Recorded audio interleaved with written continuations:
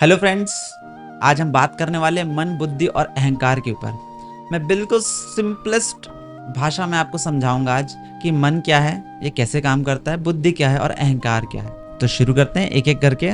सबसे पहले हम अहंकार को समझते हैं। यह केवल घमंड या अभिमान नहीं है, बल्कि एक गहरा दार्शनिक सिद्धांत है जो जीव के बंधन का मूल कारण माना जाता है।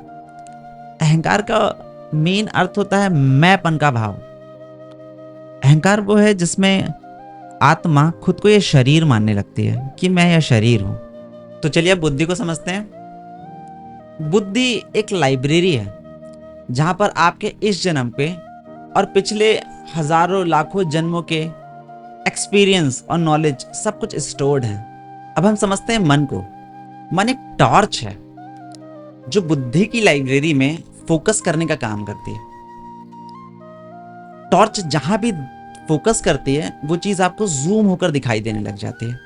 कल्पना कीजिए एक अंधेरे लाइब्रेरी है जहां पर आपका टॉर्च किसी खास पुस्तक पर फोकस कर रहा है, या बुद्धि की सात्विकी बुद्धि पर फोकस कर रही है, राजसी या तामसी पर, या किसी खास सब्जेक्ट पर फोकस कर रही है। वो सब्जेक्ट और जूम होता जाएगा, उससे रेलिवेंट चीजें आपके सामने आती जाएंगी। आपकी बुद्धि रेफरेंस भेजती जाएगी कि इससे रेलिवेंट ये चीज है, इससे रेलिवेंट ये चीज है। जितना ज्यादा आप फोकस करेंगे उस बात पर, उतना ज्यादा उस बात को समझते चले जाएंगे। फोकस करने से चीज़ें जूम होती हैं, और जब चीज़ें जूम होने लग जाती ज़्यादा समय तक, तो वो चीज़ें ऑटोमेटिक अपना ज्ञान हमें प्रदान करने लग जाते हैं। तो इसके बाद अगला सवाल आता है कि ये टॉर्च है किसके हाथों में?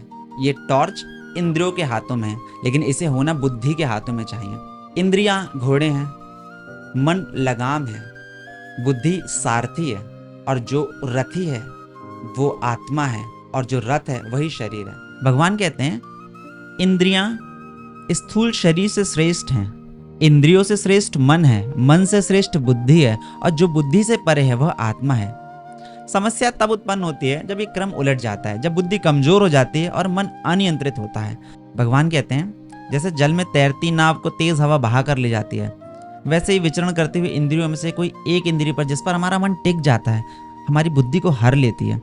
और भगवान यही कहते हैं कि जिसने मन को जीत लिया उसके लिए मन सबसे अच्छा मित्र है, लेकिन जो ऐसा नहीं कर पाया उसके लिए मन सबसे बड़ा शत्रु बना रहेगा। तो अगला सवाल आता है कि मन को कैसे नियंत्रित किया जाए। मन को नियंत्रित करना है तो एक शुद्ध स्थान पर, पवित्र स्थान पर बैठें, आसन बिछाकर अपनी गर्दन को, पीठ को और शरीर को सीधा रखें, और नाक के अग्रभाग पर लगातार ध्यान लगाएं और हृदय में ईश्वर का ध्यान करें। लगातार इस स्थिति में आपका मन एकाग्र होने लगेगा किसी पॉइंट पर। ये हम आज तक जीवन में जो कुछ करते हैं अपनी आदतों के हिसाब से करते हैं। हमारी आदतें बन जाएंगी किसी स्थान पर फोकस करने की, और धीरे धीरे हमारे नियंत्रण में हम लगातार फोकस करते करते, पहले मजबूरन किसी चीज पे फोकस कर रहे हैं, लेकिन ये फोकस करना ऑटोमेटिक हमारी आदत का हिस्सा बन जाएगा। मनो मनुष्यानाम कारणम बंध मोक्षयोः। मन ही मनुष्य के बंधन और मोक्ष का कारण है। यानी मन का फोकस जहां होगा, अगर समाज की तरफ, धन की तरफ, दुनिया की तरफ होगा, बंधन की तरफ होगा तो बंधन प्राप्त होगा, और मुक्ति की तरफ होगा तो मुक्ति प्राप्त होगी। क्योंकि वो टॉर्च फोकस कहाँ कर रहा है, जहाँ फोकस करेगा वहीं हम देख पाएंगे।